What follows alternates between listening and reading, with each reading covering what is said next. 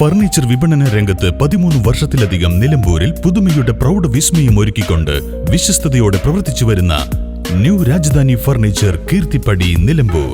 നിങ്ങളുടെ സ്ഥലത്തിന് അനുയോജ്യമായ വാഹനങ്ങൾ ഉപയോഗിച്ച് സുലഭമായ ജലലഭ്യത ഉറപ്പാക്കുന്നു. ഗവൺമെന്റ് അംഗീകൃത ബോർവെൽ ഏജൻസിയായ മദീന ബോർവെൽസ്, പാണ്ടിക്കാട്, പെരിന്തൽമണ്ണ, കൊപ്പം. നിലമ്പൂർ നഗരസഭാ ബജറ്റ് ബഹിഷ്കരിച്ച് കോൺഗ്രസ് അംഗങ്ങൾ. 2023 ഓംബുഡ്സ്മാൻ വിധിയെ മറികടന്നുള്ള ബജറ്റ് അംഗീകരിക്കില്ലെന്നും പ്രതിപക്ഷം. നഗരസഭയുടെ വികസന പ്രവർത്തനങ്ങളെ തടസ്സപ്പെടുത്തുന്ന കോൺഗ്രസിന്റെ പുതിയ അടവ് മാത്രമാണ് ബഹിഷ്കരണമെന്ന് ഭരണപക്ഷം. ജനങ്ങളുടെ വിഷയങ്ങളിൽ നിന്നും പ്രതിപക്ഷം ഒളിച്ചോടുകയാണെന്ന് ചെയർമാൻ മാട്ടുമൽ സലീം. മുൻ ബജറ്റുകളുടെ ആവർത്തനമെന്നും ഈ ബജറ്റിൽ പ്രതീക്ഷയില്ലെന്നും ഭരണകക്ഷി അംഗം ഇസ്മായിൽ എരഞ്ഞിക്കൽ.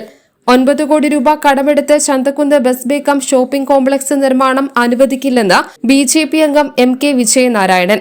നിലവിലെ സംസ്ഥാന സർക്കാരിന്റെ അവസ്ഥയിലേക്ക് നഗരസഭയെയും കൊണ്ടെത്തിക്കാൻ മാത്രമേ ഇതിലൂടെ സാധിക്കൂവെന്നും അദ്ദേഹം പറഞ്ഞു. 9 കോടി ഉറുപ്പിക ലോൺ എടുത്തിട്ടാണ് ഉണ്ടാക്കുന്നത് എന്നാണ് പറഞ്ഞിട്ടുള്ളത്. ഒരു കാരണവശാലും അത് അംഗീകരിച്ച് മുന്നോട്ട് പോകാൻ പറ്റില്ല.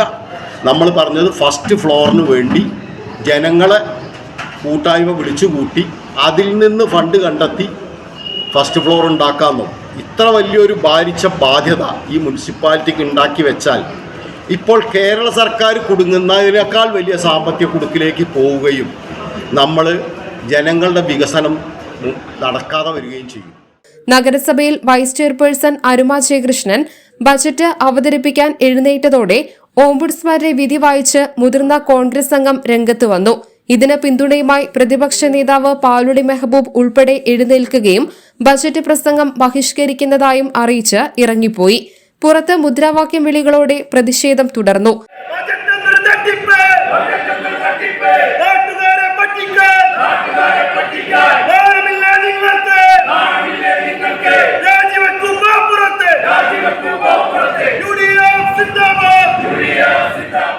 നഗരസഭാ ചെയർമാൻ, വൈസ് ചെയർമാൻ ഉൾപ്പെടെയുള്ളവർക്ക് പ്രത്യേക പരിശീലനം നൽകണമെന്ന നിർദ്ദേശം ലംഘിച്ചാണ് വൈസ് ചെയർപേഴ്സൺ ബജറ്റ് അവതരിപ്പിച്ചതെന്നും അതിനാലാണ് ബജറ്റ് ബഹിഷ്കരിച്ചതെന്നും പ്രതിപക്ഷ നേതാവ് പറഞ്ഞു.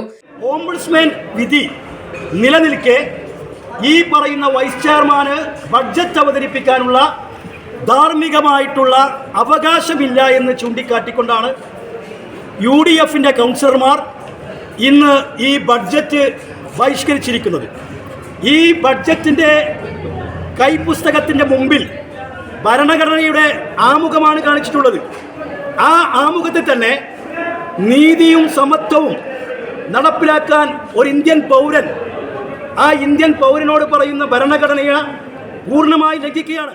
പ്രതിപക്ഷ അഭിപ്രായങ്ങളെ കേൾക്കാനോ കൂടിയാലോചനകൾ നടത്താനോ തയ്യാറാകാതെ ജനാധിപത്യ വിരുദ്ധ നിലപാടാണ് ചെയർമാൻ ഉൾപ്പെടെയുള്ളവർ സ്വീകരിക്കുന്നതെന്നും അദ്ദേഹം പറഞ്ഞു. കോൺഗ്രസ് ഗ്രൂപ്പ് പോരിന്റെ മറവിൽ കോൺഗ്രസിൽ മുതിർന്ന നേതാവ് VA കരീമിനെ ഒതുക്കാൻ പ്രതിപക്ഷ നേതാവ് പാലുളി മെഹബൂബ് നടത്തുന്ന വില കുറഞ്ഞ രാഷ്ട്രീയ നാടകമാണ് ബജറ്റ് ബഹിഷ്കരണമെന്ന് നഗരസഭാ ചെയർമാൻ മാട്ടുമൽ സലീം പറഞ്ഞു. ഇപ്പം ഉത്ഭവിച്ച ആര്യാടൻ ഫൗണ്ടേഷനും VS ജോയി ഗ്രൂപ്പുമായിട്ടുള്ള പ്രശ്നം അത് രാഷ്ട്രീയവൽക്കരിച്ച് നമ്മുടെ മുനിസിപ്പാലിറ്റിയിലേക്ക് വരിക എന്നുള്ളതുള്ളൂ. കാരണം ഇദ്ദേഹത്തെ ഇടിച്ചു താഴ്ത്താൻ ഇപ്പോൾ തെരഞ്ഞെടുപ്പ് നടന്നുകൊടുക്കുകയാണ്. ഈ ആര്യാടൻ ഫൗണ്ടേഷന്റെ മേലിൽ ഈ VA കരീം വരാതിരിക്കാൻ പാലോളിയും മറ്റും കളിക്കുന്ന ഒരു കുലിസിത ശ്രമമായിട്ടാണ് നമുക്ക് കാണാൻ കഴിയുന്നത്. കാരണം അതിൻ്റെ ഏറ്റവും വലിയ തെളിവാണ് ഈ 2-3-4 ദിവസം മുമ്പ് അട്ടപ്പാടിയിൽ നടന്ന യൂത്ത് കോൺഗ്രസിന് ഇവിടുന്ന് പോയിട്ട് യൂത്ത് കോൺഗ്രസ്സുകാർ ചെയ്യുന്നു കേസ്. ആ കേസ് ആരാ? VA കരീമിന്റെ പെങ്ങളെ കല്യാണം കഴിച്ച ആളാണ് അതിന്റെ പ്രതി. ആ രാഷ്ട്രീയം എന്താ? അപ്പോൾ കോൺഗ്രസിന്റെ തെരഞ്ഞെടുപ്പുമായി ബന്ധപ്പെട്ട് ആര്യാടൻ ഫൗണ്ടേഷനും VS ജോയും തമ്മിലുള്ള ഗ്രൂപ്പുമായി ആര്യാടന്മാര് അല്ലെങ്കിൽ അദ്ദേഹം VA കരീം ആ ഫൗണ്ടേഷന്റെ ഉയരത്തിൽ വരുന്നത് തടയാൻ വേണ്ടി പാലോളി കാണിക്കുന്ന ഒരു നാടകം. ഓംബുഡ്സ്മാന്റെ 2021 വിധിക്ക് ഹൈക്കോടതി സ്റ്റേ അനുവദിച്ച കാര്യം പ്രതിപക്ഷം മറച്ചുവെച്ചാണ് ഇല്ലാത്ത ആരോപണം ഉന്നയിക്കുന്നതെന്ന് CPI അംഗവും വികസന സ്റ്റാൻഡിംഗ് കമ്മിറ്റി ചെയർമാനുമായ PM ബഷീർ പറഞ്ഞു. 2020 LDF വികസന മുന്നണിയുടെ പ്രകടന പത്രികയിലെ ഒരു കാര്യവും ഇതുവരെ ചെയ്യാൻ കഴിയാത്ത ഭരണപക്ഷത്തിന്റെ ഈ ബജറ്റിൽ ഭരണകക്ഷി അംഗമാണെങ്കിലും തനിക്ക് വിശ്വാസമില്ലെന്ന് ജനതാദൾ എസ് അംഗം ഇസ്മായിൽ എരഞ്ഞിക്കൽ പറഞ്ഞു. ഈ ബഡ്ജറ്റിന്റെ പ്രകാരം പദ്ധതികൾ ഉണ്ടായിട്ട് 4 വട്ടം പദ്ധതികൾ വെച്ചിട്ടുണ്ട് കൗൺസിൽ യോഗത്തിൽ. ഒന്ന് വെച്ചത് മാലിന്യ പ്ലാന്റ്, ആദ്യത്തെ കൗൺസിൽ യോഗത്തിൽ അജണ്ടയിൽ വന്നത്.